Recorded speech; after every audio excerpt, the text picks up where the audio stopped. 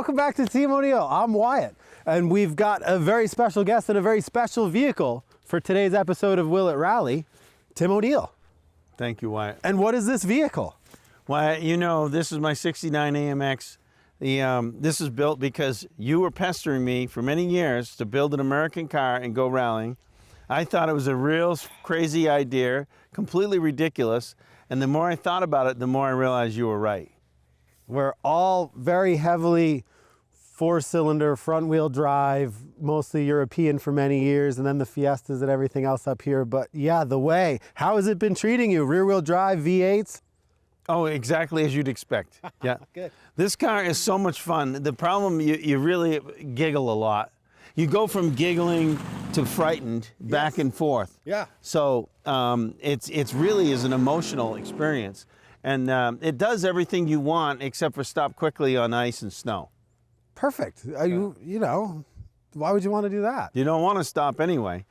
So you just eliminate that option, brake a little earlier, you know, Sure. slow her down, get it turned in, and then throttle through the corner, just like the Cowboys.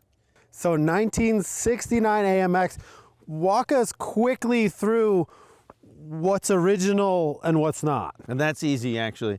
The body is in the dash is the original part. The body and the dash, Yeah. perfect. Yeah, and And the the engine glass, block? the glass. Engine block?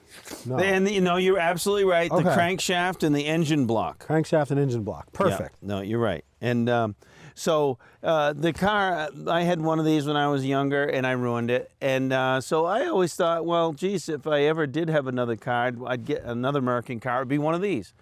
And then I had your message in my mind, let's make it a rally car.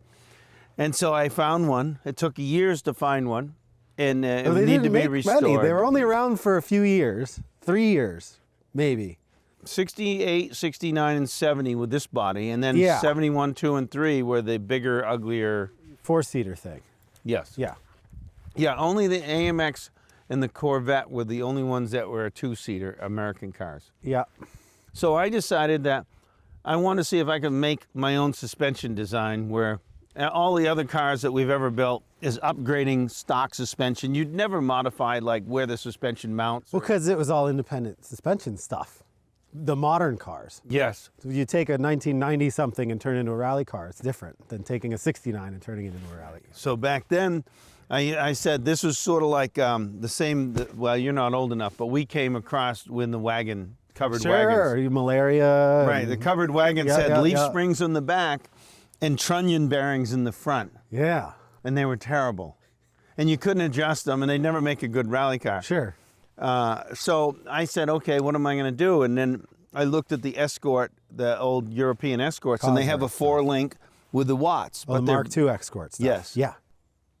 but they're very tiny. It looked like, you know, you'd land sideways and it would break. Yeah. So I went supersized 4-link with watts.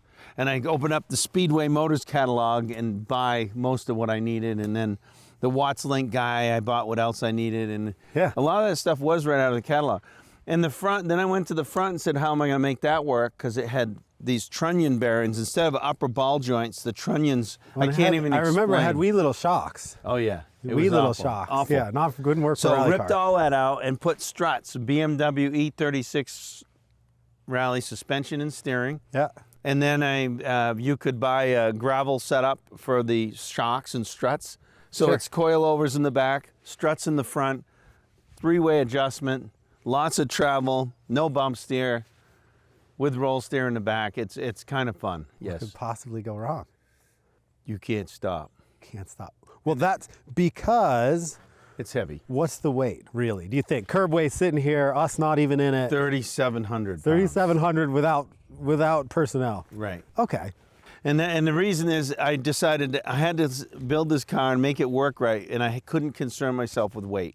No, you can't. Because if I tried no, to you make start it making lighter, stuff out of carbon fiberglass and screw it, you'll spend so much money and time and things will crack. And I want this Yeah, thing no, to but- last. I want to drive this for Yeah. the next 20 years. well, because it's a rally car too. How many races have you done with it? I don't About. know, probably 10 maybe. Okay. Have you hit anything yet? I did, yes. I hit a mountain in out west, yes. I was reaching for the wipers. Yeah, sure, of course. Yeah. Well, that's the thing, because it's all a steel body, you can kind of fix it, right? Oh, I think Versus you couldn't try to believe go how lightweight, and it's just going Right. to explode when you hit a tree. it only moved back a couple inches. But it broke engine mount, transmission mount. It broke all kinds of stuff, but it hardly bent the Chassis. body. Yeah. Yeah. Good. Because it's one of, we were talking earlier, it's one of the earliest sort of unibody. It doesn't have a frame, right? No, the American Motors, Rambler, Nash, those old cars, they all were like little kind of cheap, the cheapest of the unibodies. If you watch Cars, the movie Cars, Sure. you see Cartoon. all the crappy junkers. Sure. They're all American Motors. So the Gremlin, the Pacer, they're all not Well- considered the premium product. American Motors was formed when Nash and, Kelvinated refrigerators. yeah. Okay. So the refrigerator company designed, yeah.